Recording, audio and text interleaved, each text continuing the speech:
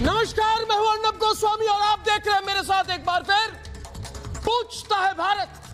Sushant case में जो लोग मुखौटा पहनकर बैठे हुए हैं, ये तक वाले हैं। नकाब पहनकर जो बैठे रहते हैं तक वाले हैं। उन्हें लग रहा है कि अब कभी भी उनका चेहरा, उनका असली चेहरा दुनिया के सामने आ सकता है। ये डरे हुए लोग अब हमारे सवालों को रोकना चाहते हैं। दोस्तों, हमारी टीम को रोका जा रहा है।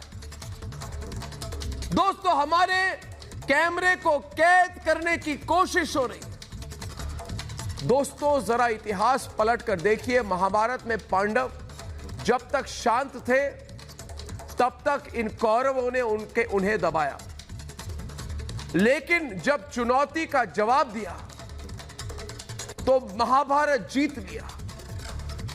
इसलिए हमें चुनौती देने वालों, सुन लो, आज भी मेरे पास नए सबूत है।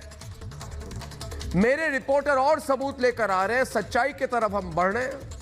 उधर चीन का यह हाल देखकर उसके पैसों पर पलने वाला पाकिस्तान भी बहुत बेचैन हो गया है। सुशांत सिंह राजपूत की मौत पर कितनी फेक न्यूज फैक्ट्री। हम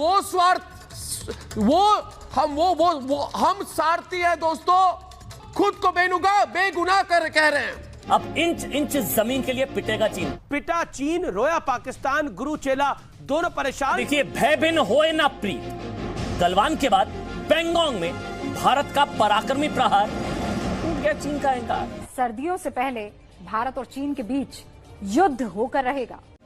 24 घंटे में चीन के 5 बयान आ चुके हैं। डर समझ रहे हैं आप, घबराहट समझ रहे हैं आप। चीन डरा हुआ है। बड़ी खबर है, बहुत बड़ी खबर है देश के लिए। भारत और चीन के बीच में युद्ध होने वाला है। ये तय है कि युद्ध हुआ तो चीन को इसका बहुत बड़ा नुकसान उठाना पड़ेगा, क्योंकि चीन की सेना ने पिछले 41 साल में एक भी जंग नहीं लड़ी है। पिंक का गुरूर मोदी करेंगे चूर चूर।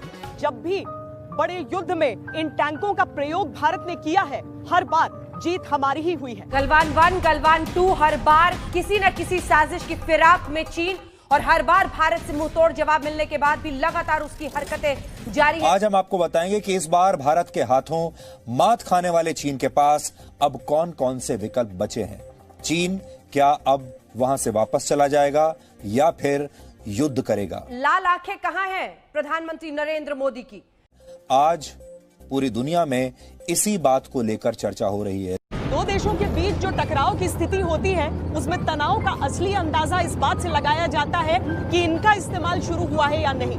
यानी अगर सरहदों पर टैंकों की तैनाती हो जाए तो समझ लीजिए कि जो तनाव की स्थिति है वो शायद युद्ध में तब्दील हो रही है। यह हमारा आखिरी हथियार होते हैं। वैसे भी कहा जाता है ना कि जब भी कूच की जाती है, चढ़ाई की जाती है, तो ये भारी भरकम टैंक आगे बढ़ते हैं, धूल उड़ाते हुए, दिलों को दहलाते हुए।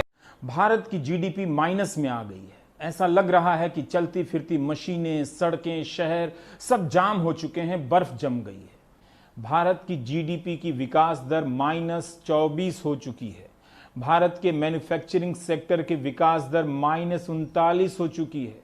यह वो सेक्टर था जिसे मेक इन इंडिया का झंडा बुलंद करना था। अभी तक वित्त मंत्री और वाणिज्य मंत्री ने 24 घंटे हो जाने के बाद भी जीडीपी पर कोई बयान नहीं दिया है।